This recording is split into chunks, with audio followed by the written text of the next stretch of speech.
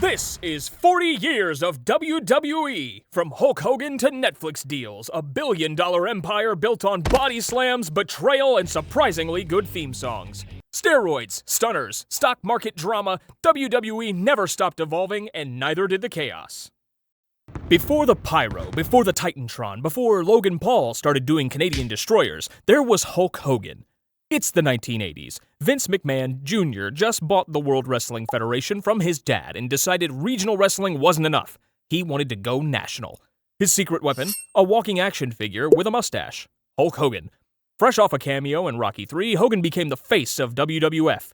With his 24-inch pythons, his cartoon morality, say your prayers and eat your vitamins, and the charisma of a caffeinated gym coach, he was everywhere. But the real flex came in 1987, WrestleMania 3, Pontiac Silverdome. Hogan body slams Andre the Giant in front of 90,000 fans and somehow, like 5 million more on VHS. That wasn't just a wrestling match, it was mythology. McMahon went full Super Bowl mode, launched WrestleMania, brought in Mr. T, Cyndi Lauper, MTV. The rock and wrestling era was born. Then came the Big Four, Royal Rumble, SummerSlam, Survivor Series, and WrestleMania. Suddenly, wrestling wasn't just on TV, it was pop culture. Hogan got a cartoon, Randy Savage sold Slim Jims in Ultimate Warrior, he ran on neon paint, cosmic ramblings, and what looked suspiciously like powdered insanity. And while Hogan was body slamming giants, kids were moonwalking like Michael Jackson. MTV actually played music videos, and E.T. was still trying to phone home. The old school promoters never saw it coming. WWF wasn't just beating the territories, it was erasing them. The golden era had arrived, loud, jacked, and utterly unforgettable.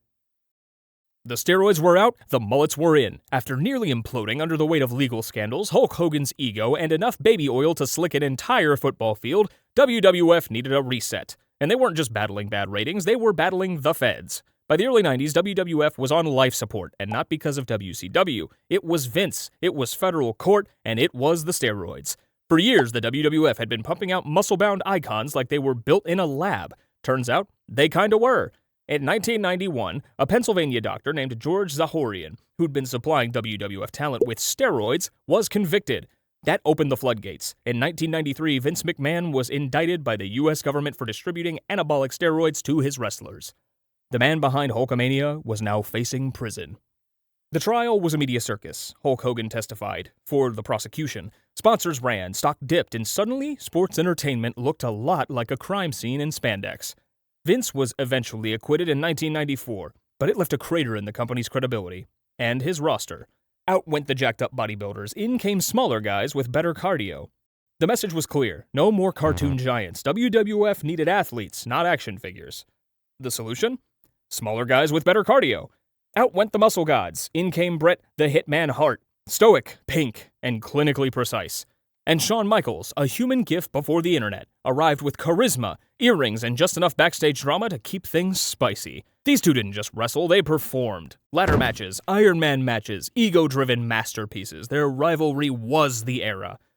Meanwhile, Monday Night Raw debuted in '93, broadcast from weird, smoky venues that looked like vampire nightclubs. It was Raw in every sense of the word. And then the war began. WCW, now backed by billionaire Ted Turner, launched Monday Nitro and started snatching away WWF stars like they were trading cards. Hulk Hogan, Macho Man, even Mean Gene.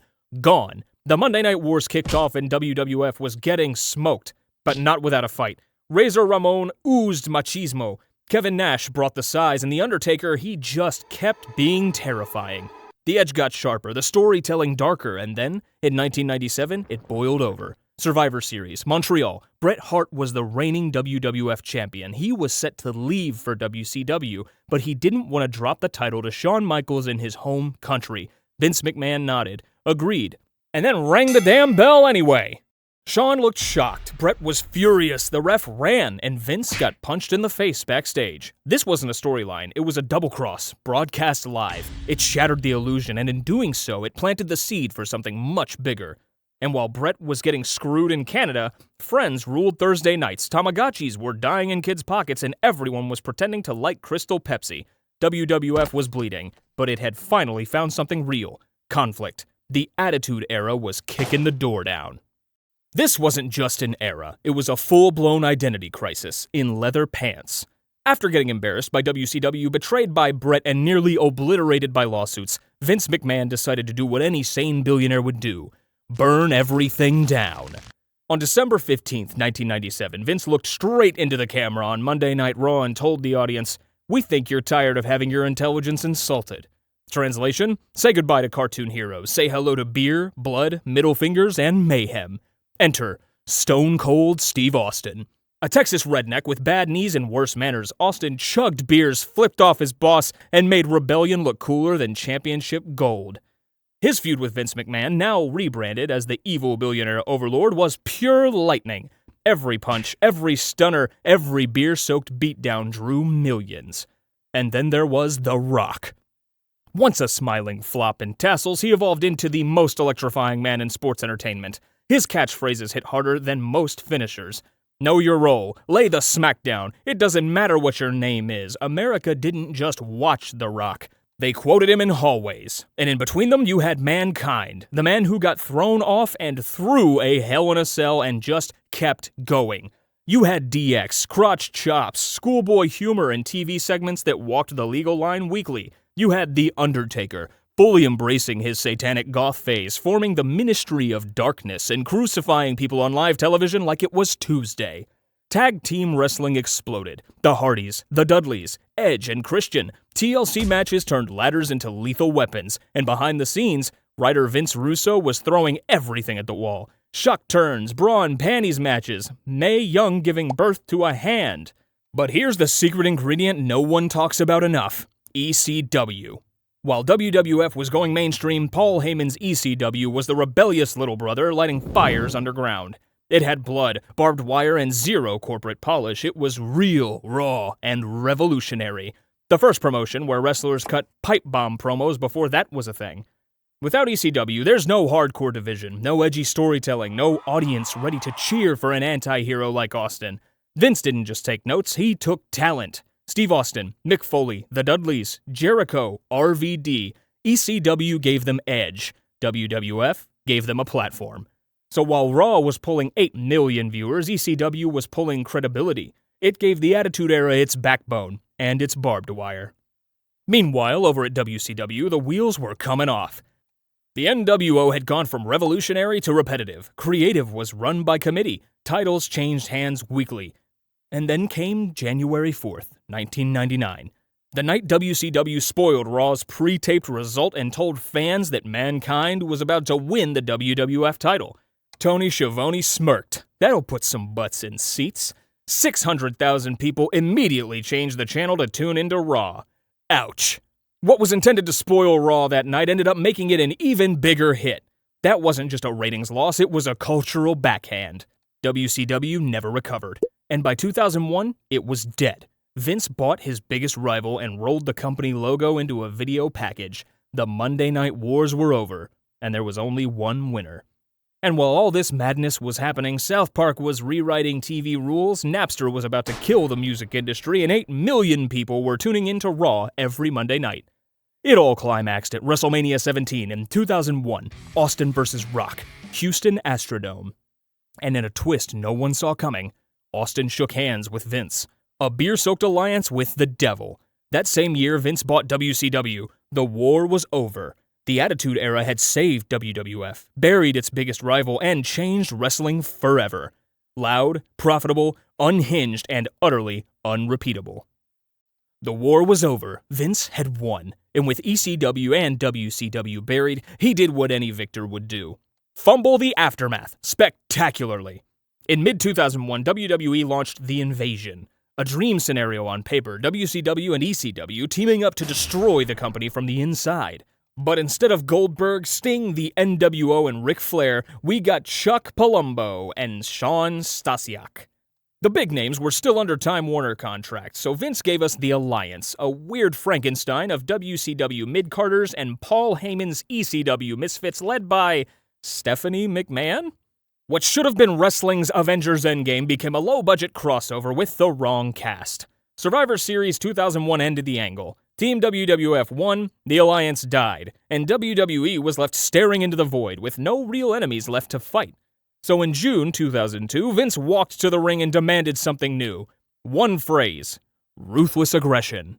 and a rookie named John Cena slapped Kurt Angle across the face like he was trying to wake the company up. But before Cena became the guy, another monster stepped in, Brock Lesnar, a walking muscle spasm with a neck thicker than most people's waists. Brock obliterated everyone. Within 6 months, he became the youngest WWE champion ever by steamrolling The Rock at SummerSlam. Raw and SmackDown officially split brands. SmackDown became the wrestling workhorse, thanks to the SmackDown 6, Eddie, Benoit, Angle, Edge, Chavo, and Rey. Raw became the Ego Trip, starring Triple H, Ric Flair, and their shiny new faction, Evolution. Evolution gave us Randy Orton, the Legend Killer, and Batista, the Silent Tank. Meanwhile, Cena transformed from rap battle mid-carder to saluting Marine superhero. JBL showed up in a limo with Wall Street energy, and Eddie Guerrero became the people's champion by lying, cheating, and stealing our hearts. Then came WrestleMania 21, the true passing of the torch. Batista beat Triple H, Cena beat JBL. A new era had officially arrived. The in-ring production was more physical, more technical, and sometimes downright vicious. Blood was still around, promos were still real, but the edges? Starting to soften. Meanwhile, The Sopranos was redefining TV, MySpace was king of social media, and the iPod Mini was the height of human innovation. WWE even brought back ECW in 2006 as a third brand, and then immediately killed its soul by putting Vince McMahon in a do-rag as ECW champion. But overall, the product was strong, the matches were tight, and the stars felt earned. This was WWE's gritty reboot, less attitude, more athleticism. And for a while, it worked. Until sponsors started getting nervous, and WWE decided it was time to go full Disney Channel. The blood dried up, the language got cleaner, and Vince McMahon looked around and said, "What if we stopped terrifying sponsors?" Just like that, WWE went PG. Gone were the chair shots to the head and bikini contests. In came anti-bullying PSAs, celebrity guest hosts, and John Cena merch in every Target in America. Cena wasn't just a wrestler anymore, he was a walking brand extension. Hustle, loyalty, respect, never give up. He sold millions of shirts, granted hundreds of Make-A-Wish requests, and beat everyone. Like, everyone. Edge, buried. Umaga, flattened. The Nexus, never stood a chance. Fans started calling it the Super Cena era, because even Kryptonite couldn't book this guy to lose. Meanwhile, Triple H married into the McMahon family, became part-time, and slowly began taking over backstage. And the matches? Still solid. Shawn Michaels came out of retirement and gave us masterpieces with The Undertaker at WrestleMania 25 and 26. Rey Mysterio carried underdog magic, and Randy Orton became a snake. But there was a problem. It all started to feel safe. That edge from the Attitude Era, gone. The chaos from Ruthless Aggression, fading. And then came a man with a microphone, CM Punk. June 27th, 2011, Las Vegas. Punk sat at the top of the ramp and cut the promo that ripped the fourth wall wide open. He called out Cena. He called out The Rock. He called out Vince. He called out the entire machine. And the world listened.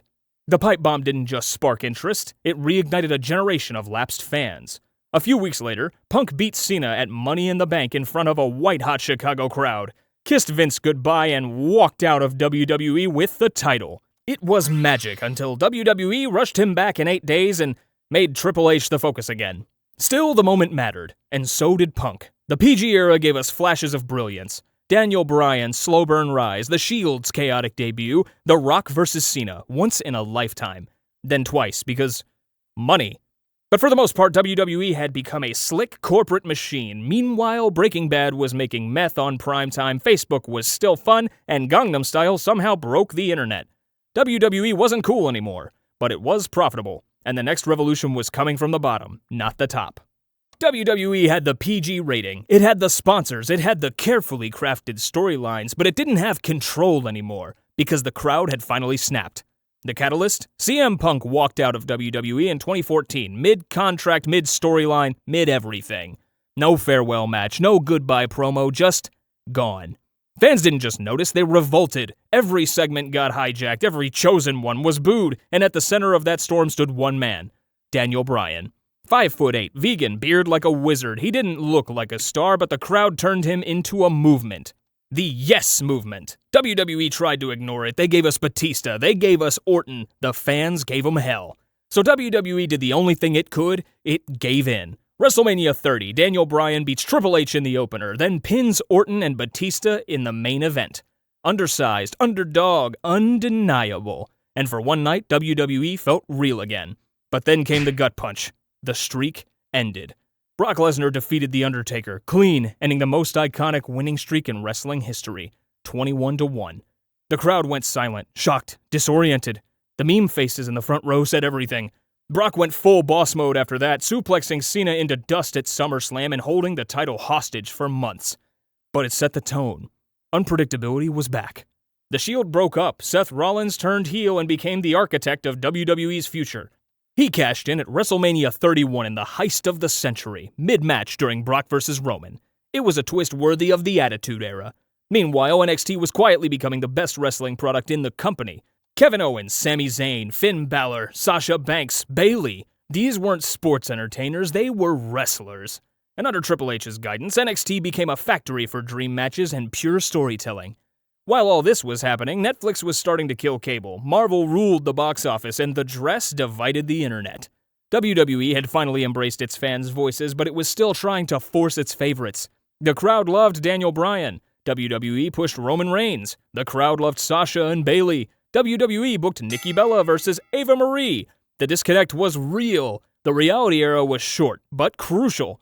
It blurred the lines between character and performer. It gave us Daniel Bryan's triumph and his forced retirement, Punk's legacy and his absence. The internet wasn't just reacting to WWE anymore, it was shaping it. The company had heard the crowd, but it still hadn't learned how to follow them. By 2016, WWE had seen the future, and for once, it looked good.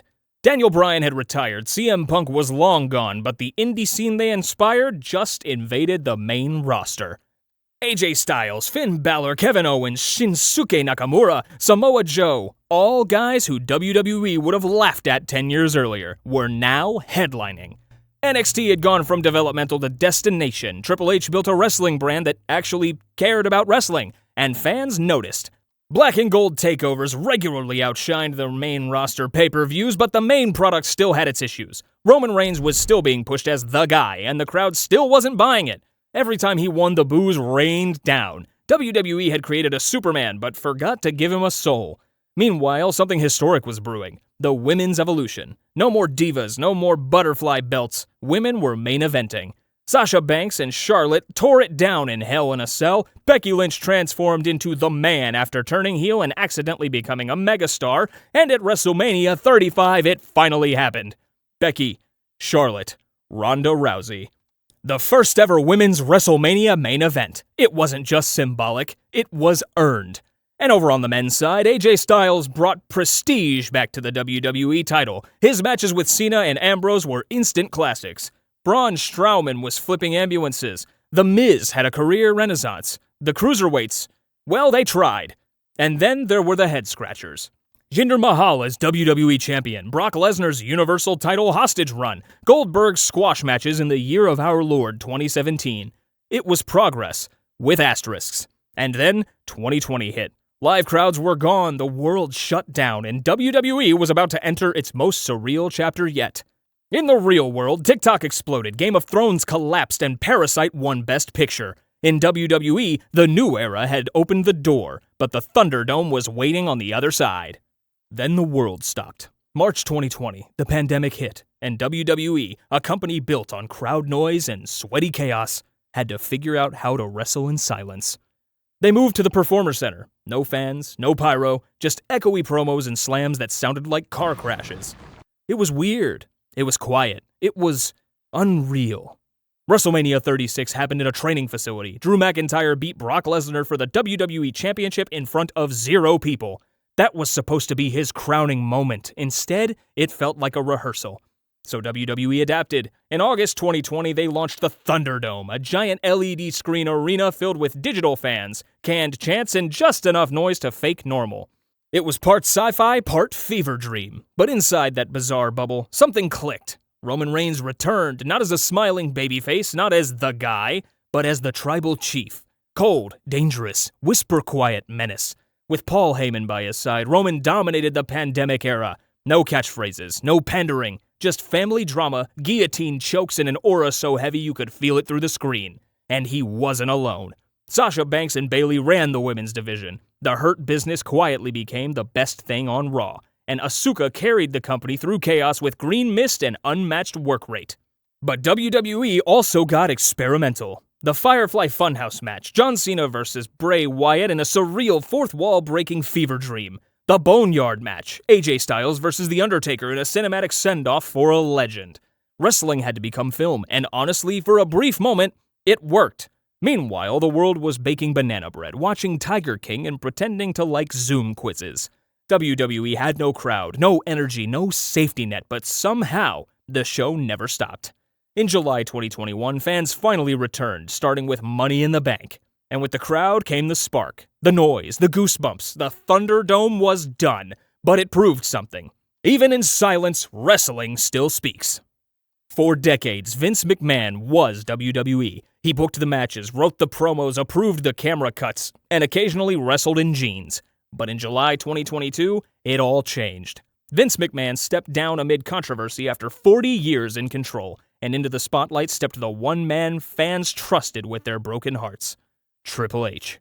The cerebral assassin, the NXT architect, the guy who made black and gold cool. And now he had the keys to the kingdom. Immediately things started changing. Match times increased, micromanaging decreased, previously released talent returned, promos felt natural, and feuds made sense. Raw and SmackDown felt watchable again. Johnny Gargano, Braun Strowman, Karrion Kross, Dakota Kai, Bray Wyatt, one by one Triple H brought them all back. The shows weren't just built around moments, they were built around stories. The Bloodline saga reached new heights, turning Sami Zayn into a fan-favorite court jester and eventually tearing the family apart, one heartbreak at a time. Mid-card titles mattered, NXT call-ups were protected, even the commentary got better, and all the while, Roman Reigns remained the final boss. Meanwhile, Elon bought Twitter, AI started writing everyone's essays, and TikTok was running the culture. In WWE, creative was finally being led by someone who actually respected wrestling. Not as a toy commercial, not as a stock price, but as an art form. It wasn't perfect, nothing in WWE ever is, but for the first time in years, the product felt alive. And in 2023, WWE made it official. They were being sold to Endeavor, the parent company of UFC. WWE and UFC merged into one new entity, TKO Group Holdings. Vince still loomed in the background, but creatively, this was Triple H's era. One of long-term booking, one of real emotional payoffs, one that was quietly building to something epic. A story that started in the indies and was about to finish on the biggest stage of all.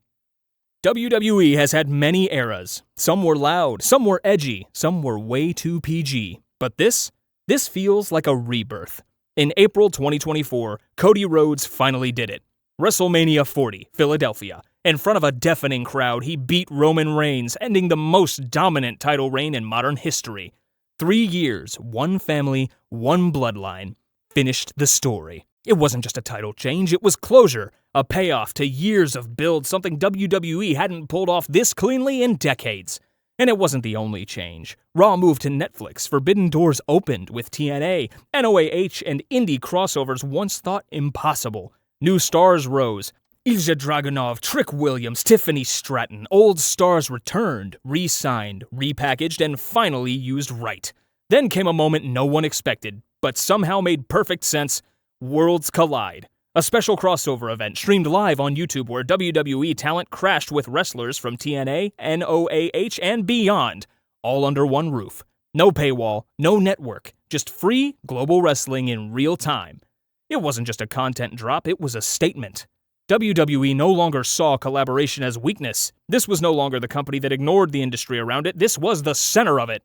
Under Triple A's leadership, WWE found a sweet spot, sports entertainment with actual wrestling stakes.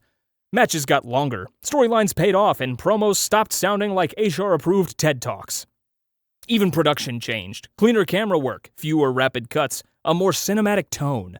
WWE wasn't chasing the past anymore, it was building something new. For the first time in over 20 years, fans weren't just watching, they were invested. Not because they were promised the next Austin or Rock, but because they were being given something more rare, respect. This was the Renaissance. A new era built on the bones of everything that came before, but no longer chained to it. And the next chapter is being written right now.